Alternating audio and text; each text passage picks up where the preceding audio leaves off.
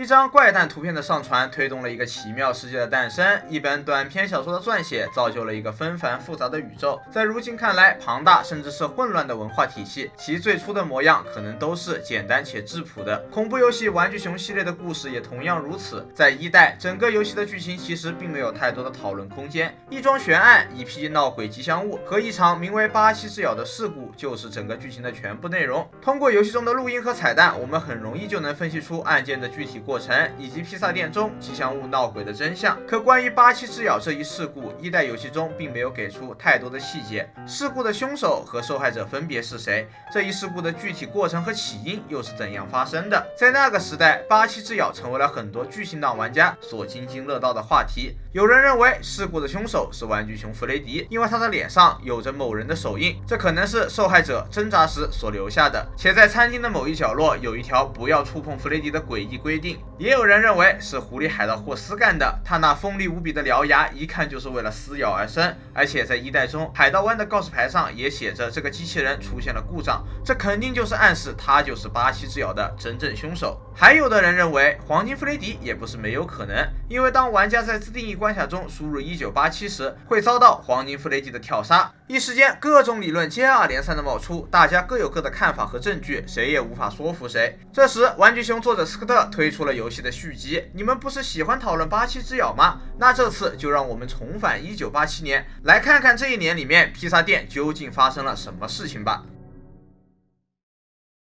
开局又是这么一张报纸，上面再次刊登了夜间保安的招聘广告。广告的内容如下：号外，盛大的重新开张，老牌餐厅东山再起，快来成为弗雷迪披萨店新成员的一份子吧！如此简洁明了且热情的招聘广告，想必这家餐厅的工作条件一定也非常不错吧？进入到游戏中，这次我们扮演一名叫做杰瑞米·费兹杰拉德的夜间保安。二代的保安室变得更大，房间的布局也发生了相应的改变，左右两边的大门变成了可供人爬行的通风管道，前方的墙壁也被改成了宽敞的大门。除了老道具监控以外，还多了一副面具和手电。利用监控观察整个餐厅，你就会发现一代的老面孔们已经被替换成了新款式的机器人。相比一代前辈们的毛绒质感，二代后辈们的外观更像是一批崭新的塑料玩具。所以这三人组也被称为玩具弗雷迪、玩具邦尼和玩具奇卡。而你的老朋友们已经被废弃在了仓库里面，彻底停止了使用。除了吉祥物的翻新，整个披萨店还得到了扩建，建筑里面有了更多的派对房间和娱乐设施。简单的熟悉过后，你觉得这应该是一代披萨店被翻新扩建以后，然后重新开张的场景。可一通电话就此打破了你的思绪。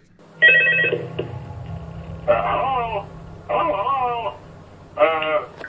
and welcome to your new summer job at the new and improved Freddy Fazbear's Pizza. 听筒的那头传来了我们的老朋友电话男的声音，可是他不是在一代已经死了吗？这时的你再次开始利用监控观察起餐厅里的一切，你发现仓库里的那些老朋友的外观似乎都有点奇怪。的确，二代餐厅中的老玩具大致外形是与一代一致的，但只要稍微观察一下就能发现两者之间的区别。相比一代玩偶，它们显得更大更丑。据电话男所说，公司起初是想把这些老型号的玩偶改装一下，然后重新启用的，但后来觉得它们的外观设计实在是过于丑陋，以及身上一直有一股难闻的味道，所以才遭到了彻底的废弃。不仅如此，在玩具熊二代的第一页中，电话男还说出了本系列最让人难崩的台词 Fazbear Entertainment is committed to family fun and above all, faith. Fazbear Entertainment is committed to family fun and above all, faith. 这话说出来有人信吗？总而言之，根据电话男的描述，由于旧餐厅之前的种种传闻，费斯熊娱乐公司这几年的名声那是越来越臭了。在老店关门大吉后，上层就决定重新开张这家新的披萨店，来改头换面一下。为了重振旗鼓，他们还特意启用了最新研制的玩具系列机器人，这些机器人甚至配备了最先进的面部识别系统。可好景不长，机器人们在开张不久后就出现了问题，他们的系统不知为何连接上了某种罪犯资料库，这使得玩偶们在晚上可以远距离检测到他们认为是威胁的人物，随后进入一种漫游状态。上一个夜间保安就是这样被吓得跑去辞职，最后公司把他调到了白班，这就导致了职位的空缺。杰瑞米也因此有缘得到了这份工作。作。虽然看起来这似乎是个孽缘啊，不过既然来都来了，不试试怎么知道自己适不适合这份工作呢？其实夜间保安的工作内容还是非常简单的，也就3项内容。第一就是用监控照看好餐厅里面的玩偶和财产，这个是保安的基本工作要求，没什么好说的。第二就是时刻注意用面具来遮挡自己的脸部，所谓的面具其实就是一个专门为你准备的弗雷迪头套，戴上它以后就能够骗过玩具的面部扫描系统，使其认为你也是一只玩偶。如果不这么做的话，玩具很可能会认为你是个机械骨架，然后把你暴力塞入到熊套装里面，从而导致死亡。第三是保持礼品区8银河的转动，为了方便你完成这项工作，良心的费斯熊娱乐公司贴心的在你的监控上安装了远程遥控装置，你只需要在监控中选择11号摄像头的位置，然后点击面板上的按钮，就可以实现远程为8银河上发条的功能了。一定要记住，保持8银河的稳定是至关重要的工作，无论发生什么事情都不要忘记给它上发条。非常好，新餐厅的工作内容都了解的大差不差了，是时候开始咱们愉快的夜班时光了。和一代一样，第一夜的工作十分轻松，玩具们直到凌晨5点才会开始游荡，他们甚至都没能接近保安室，我就已经下班了。但第二夜的情况有所不同，玩具们凌晨2点就开始游荡，并且经常光顾我的保安室。不过利用面具还是能够轻松防御他们的。根据我的观察，新玩具3人组分工明确，弗雷迪负责图和正门，兔子和鸡依旧是左右开弓的配置。如果你在保安室的管道里面发现他们探头，那就赶紧戴上面具进行防御。玩具弗雷迪则是有凝视、接近、突脸3个阶段，你可以在他接近你时戴上面具，这样有概率让他离开，或者在突脸时你有极短的时间戴上面具进行防御。除此之外，电话男还说老型号的玩具现在应该是处于无法移动的状态，但如果你真的看到他们动了起来，面具对他们应该也是有效果的。不过霍斯可能除外。 Hey, listen, that one was always a bit twitchy. I'm not sure if the Freddy head trick will work on Foxy.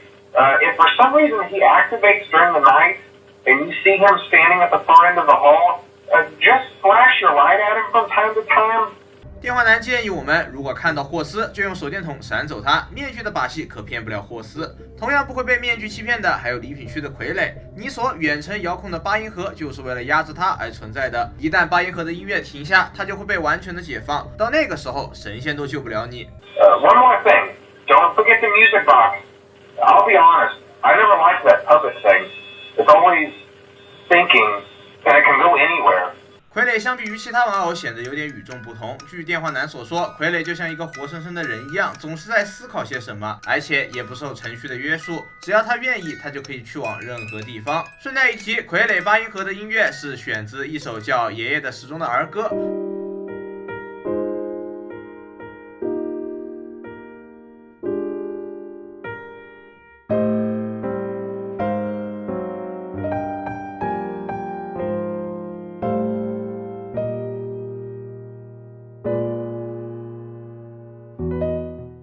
而8银河失控后的旋律来自一种叫 Jack in the Box 的玩具音乐。这首音乐被很多游戏里的小丑用到，比方说《植物大战僵尸》以及《致命公司》，每一个都是让人心脏骤停的存在。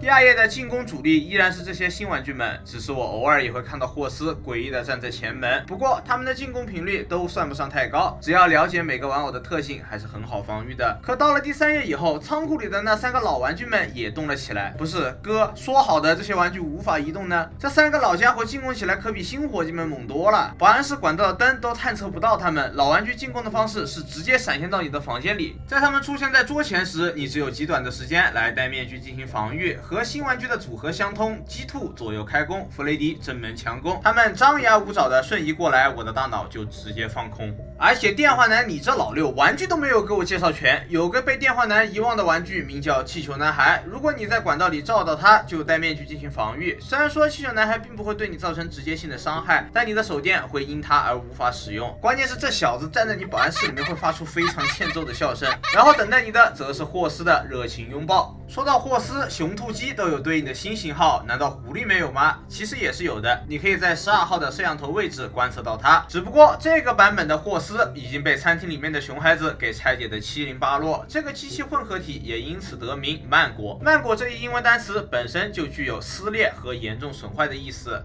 But kids these days just can't keep their hands to themselves. The staff literally had to put Foxy back together at the end of every shift. Eventually, they just stopped trying and left him in some kind of take apart, put back together attraction.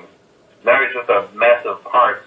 I think the employees refer to him as just the mangle. 曼果的前身是一只叫欢乐时光霍斯的白色狐狸，与姐妹篇中的一个狐狸机器人重名，但两者并不属于同一型号。从外观设计上，它与霍斯相似，但被设定为女性。据电话男所说，欢乐时光霍斯看起来在店内并不受欢迎，熊孩子们忍不住去破坏拆解这台机器人。一开始，工作人员们在换班的时候还会把曼果给拼回来，但由于破坏的次数实在是太多了，久而久之，他们也放弃了。这台机器也最终沦为了专门供孩子们拼装和拆解用的特色玩具。当曼果在管道中探头时，会发出损坏音频的声音，此时戴面具进行防御，能逃过一劫；否则，它就会吊挂在保安室的天花板上，寻找时机将你干掉。那么至此，2代所需要防御的常规玩偶我就算介绍完了。如果是这么算下来的话，我们整整有10只玩偶需要防御呀，光想想就令人头大。这也是2代游戏的一个特色，每一只玩偶如果是单独防御的话都不会太困难，但你也架不住10只一起上啊。越到游戏的后期，这些玩偶进攻的节奏也会越来越快，而他们的目的就是为了拖延你上发条的时间。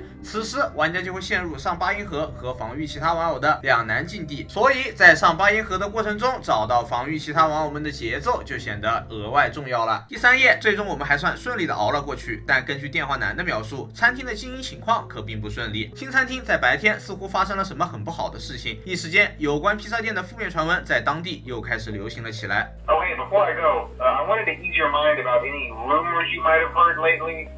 You know how these local stories come and go and seldom mean anything. I can personally assure you that whatever is going on out there, however tragic it may be, has nothing to do with our establishment. It's just all rumor and speculation. 所以白天的披萨店究竟出了什么事呢？来不及多想，第4页的值班工作就又要开始了。这次电话男告诉我们，之前白天发生的事情变得有些严重，餐厅需要重新关门来配合接受某种调查。尽管他解释到，接受调查只是为了做些预防措施。费斯熊娱乐公司也否认店内存在任何犯罪行为，但可以看得出他也非常的紧张和不确定，就好像在刻意隐瞒一些已经无法被掩盖的真相。最后，电话男还补充道，不要与任何机器人发生眼神接触，因为这些机器人不知为何对店内的员工开始表现出了明显的攻击性。不过，他们对儿童还是一如既往的友好，但如果有个成年人出现，机器人们就会死死地盯着他。对于玩偶们的各种异常行为，公司上层给出的解释是，机器人的程序遭到了他人的恶意篡改。到了第5页，披萨店的情况依旧没能好转，而且还发生了一件诡异的事情。From what I understand, the building is on lockdown. No one is allowed in or out, you know, especially concerning any previous employees. When we get it all sorted out, we may move you to the day shift. A position just became available. 这家披萨店将要遭到全面封锁，而白班保安的职位也不知为何突然空缺了出来。总而言之，上层决定把我们调到白班。电话男还表示，他们正在尝试联系旧餐厅的所有者来处理这件事情。我们也从此处得知了倒闭老餐厅的名字——费德熊家庭餐厅。We're going to try to contact the original restaurant owner. I think the name of the place was Fredbear's Family Diner or something like that. 看来2代中倒闭的老餐厅并不是我们之前1代所在的餐厅，因为1、2代的餐厅是同名的，他们都叫费斯熊弗雷迪披萨餐厅，而不叫费德熊家庭餐厅。根据电话男的描述，在旧餐厅倒闭期间，餐厅的拥有者遭到了替换。那么问题来了，原先餐厅的主人是谁？而现在餐厅的主人又是谁？这个谎话连篇的费斯熊娱乐公司是否有在隐藏什么不为人知的真相？这些对剧情的疑惑反复出现在玩家的脑海中，迟迟得不到解答。除了扑朔迷离的剧情以外，第5页玩偶们近乎疯狂的进攻同样也困扰着玩家，他们都像发疯一般轮番进攻，但只要你能够侥幸活下来，一切都将真相大白。因为第5页通关后的支票上有一条重要的线索，它的右上角写着支票的落款时间1987。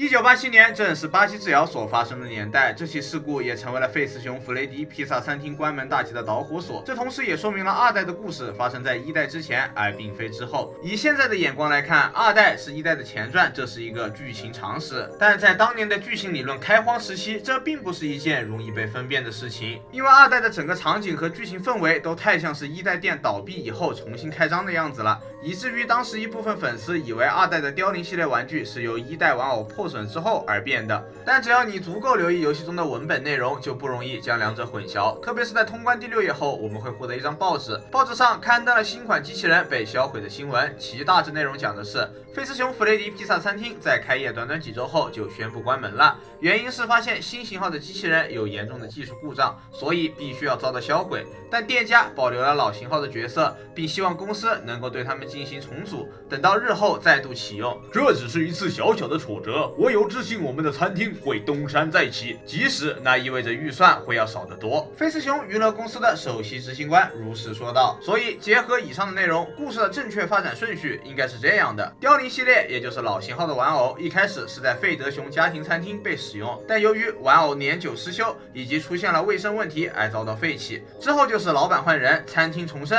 费斯熊弗雷迪披萨餐厅正式开始营业。但由于新玩偶们被认为出现了技术故障，所以他们被销毁了，而老玩具被重新组装并翻新成了1代的电子玩偶。正因为连续几次的开店失败，导致重开餐厅的预算少得可怜，所以1代餐厅的规模比2代要小很多，公司也更加抠门了，晚上提供的电力都是能省则省。可目前我们除了知道2代的具体年份以外，什么具体时间都不知道，这无疑对我们了解剧情是很不利的。不过上期我也有说过，如果玩具熊1代真的是在影射查克芝士餐厅的枪击案的话，那它的所在时间应该是在1993年。当然还有另一种推测方法，就是用美国历年的最低工资来判断，用这个方法推测出来的时间也是1993年左右，最多偏差个1-2年。我们这边为了准确性和方便大家理解，就将1代的时间暂定为1998年吧。如果说1代是1998年的话，那么最早的费德熊家庭餐厅的建设时间应该是在1978年。那这个时间又是怎么来的呢？这是因为1代电话男有说过，The animatronic characters here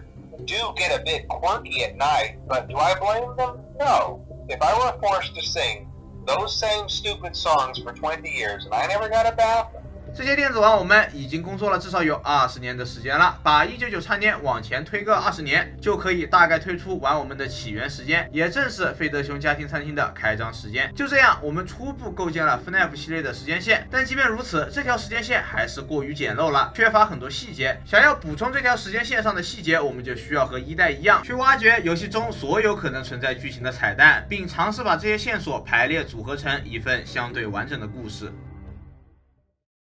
2代的彩蛋比1代的数量还要更多，玩偶的死亡凝视、移动的纸人、来路不明的骨架、藏在你桌下的气球女孩，以及更多的超自然玩偶，无一例外，这些内容对剧情梳理都没有太大的帮助，至少目前没有。不过不用因此而感到沮丧，因为除了这些，还是有很多跟剧情息息相关的彩蛋内容的。比方说扮演弗雷迪的过场动画，在游戏第一次被打开，以及第2页完成、第3页完成、第4页完成时，你都会进入到同一个过场动画中。在这个动画里面，你以1代弗雷迪的视角观察着1代披萨店的一切，起初一切正常，但随着时间的推移，你身边的邦尼和奇卡都会慢慢开始望向你，紧接着黄金弗雷迪和傀儡也依次出现。除了过场动画以外，2代新增的像素小游戏更是剧情含量丰富。在2代的游戏中，每当你被玩偶跳杀时，都有几率打开4个小游戏中的其中一个。这4个小游戏分别是弗雷迪送蛋糕、霍斯冲冲冲给予礼物和拯救他们。在送蛋糕的小游戏中，你将扮演弗雷迪给店内的6名儿童送蛋糕。与此同时，店外还有一个哭泣的孩子。紧接着，一辆紫色车开到了店外，车上下来了一个紫人，他在餐厅的门口杀害了这名孩子，之后坐上车扬长而去。如果你仔细听的话，游戏的背景音里面有字母拼写的低语声。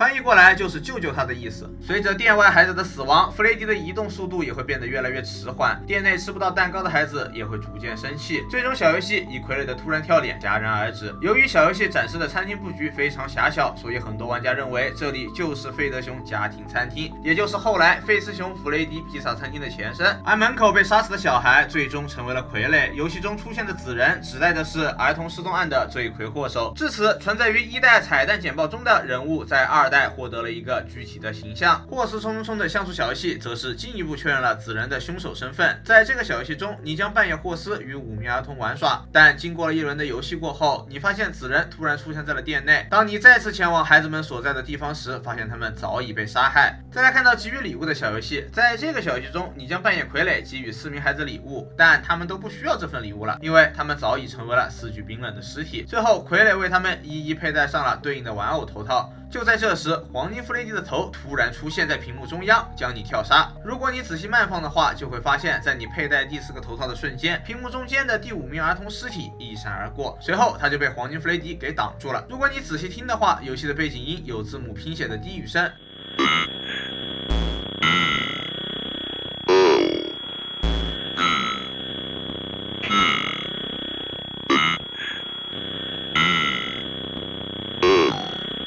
拼出的字母连起来是 HELPTHEM， 帮助他们的意思。最后一个要介绍的小游戏是拯救他们。在这个小游戏中，你将扮演弗雷迪，跟随傀儡巡视2代披萨店，而在店内你会发现许多死亡的儿童和血迹，还有一个子人。如果你靠近这个子人，小游戏就会结束，并且出现一段轻蔑的文字 You can't， 你做不到。如果你仔细听的话，游戏背景音中有字母的拼写低语声。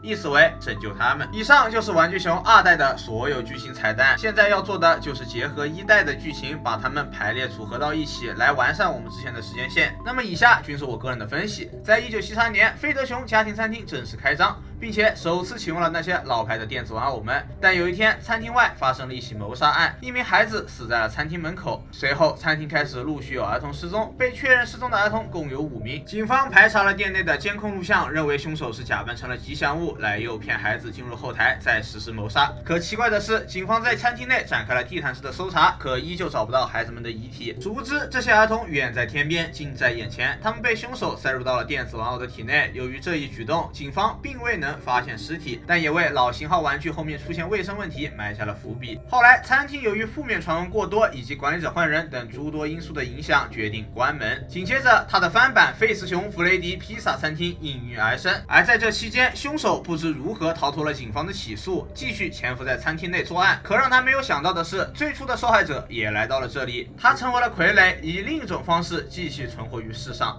I recognize you, but I'm not afraid of you. Not anymore.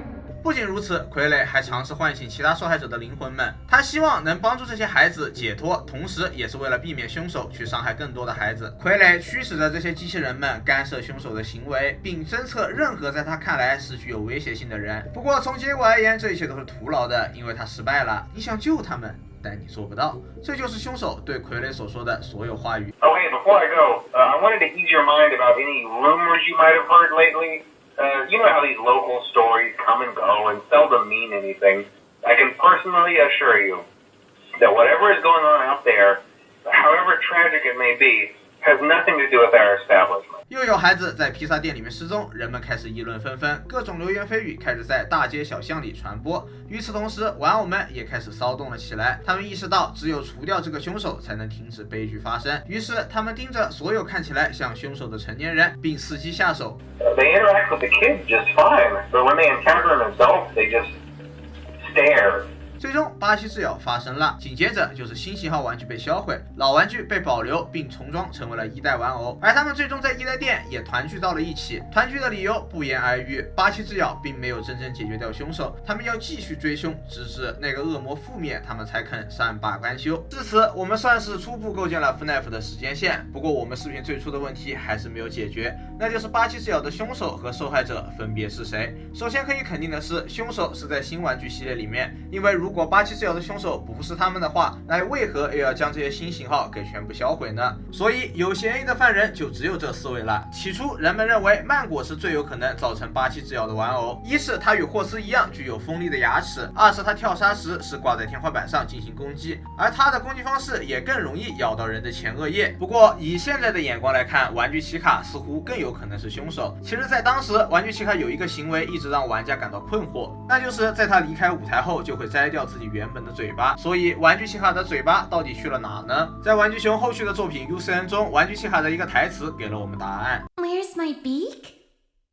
Lodged in your forehead, of course. 头号嫌疑人基本锁定了身份，但受害者是谁却依旧没有下落。不过有很多玩家认为2代主角杰瑞米就是巴西之咬的受害者，这是由于在第6页中，电话男告诉杰瑞米他被调到了白班，并吩咐他站着离电子玩偶近一些，之后巴西之咬就这样发生了。当然也有人认为钱保安才是巴西之咬的受害者，不然白班的职位为何会突然空缺出来呢？总之受害者基本上就是在杰瑞米和钱保安之间幸福2选1了。至于具体是谁，那就属于理论的范畴了。反正没有实锤证据啊，言之有理即可。不过各位到这里可能有个疑问，那就是为什么玩偶们对凶手有仇恨，最后咬了个无辜保安？这个目前并没有解释啊，甚至受害者会不会和凶手有所关系，我们都不得而知。目前比较流行的解释是玩偶们认错人了啊，别觉得这个解释很扯啊，后续的剧情里面还真的有发生过类似的事情。虽然我们并不确定巴西之咬的受害者具体是谁，他又因为什么原因被咬，但可以肯定的是，根据第6页里面电话男的描述，由于凶手的再次作案，披萨店里面所有的机器人都陷入了疯狂，对人的攻击性直接拉满，而我们也由此得知了凶手喜欢穿一件金黄色的玩偶服来诱拐受害者。 What on earth are you doing there? Didn't you get the memo? The place is closed down, at least for a while. Someone used one of the suits. We had a spare in the back, a yellow one. Someone used it. Now none of them are acting right. Listen, just finish your shift. It's safer than trying to leave in the middle of the night. We have one more event scheduled for tomorrow, a birthday. You'll be on day shift. Wear your uniform. Stay close to the animatronics and make sure they don't hurt anyone, okay? For now, just make it through the night. When the place eventually opens again, I'll probably take the night shift myself. 2代披萨店的这场闹剧最终在第7页拉下了帷幕。在杰瑞米被调去白班后，一个叫弗里兹·史密斯的男人接手了夜间保安的工作。他最终由于篡改了机器人的程序和身上散发着难闻的味道而被开除。在1代的第7页中，主角麦克·史密斯也是由于同样的原因被开除的。很明显，这俩货是同一个人啊，只不过用了不同的假名字混入披萨店中。他的这一系列行为都让早期的玩家怀疑这个男人就是幕后凶手本人。但就像上期我们所说的，随着 FNAF 后续作品的推出，他逐渐被排除了是凶手的嫌疑。可既然他不是凶手的话，为什么要冒着生命危险来面对这些愤怒的电子玩偶们，并且篡改他们的程序呢？不要着急，随着时间线的完善和推移，我们会慢慢揭开这位麦克史密斯的神秘面纱。好的 ，FNAF 2代剧情讲解基本上到这里就该结束了。在这一代中，作者斯科特延长了玩具熊系列的整体时间线，将原先孤立的费斯熊弗雷迪披萨餐厅给分化成了至少3家餐厅，而且是在不同时间点发生了很多不同的事情。这为日后 FNAF 系列的世界观的拓展打下了坚实的基础。从整个剧情的一个表现力来看，2代在报纸和电话录音的基础上，增加了过场动画、像素小游戏等诸多不同的表现方式。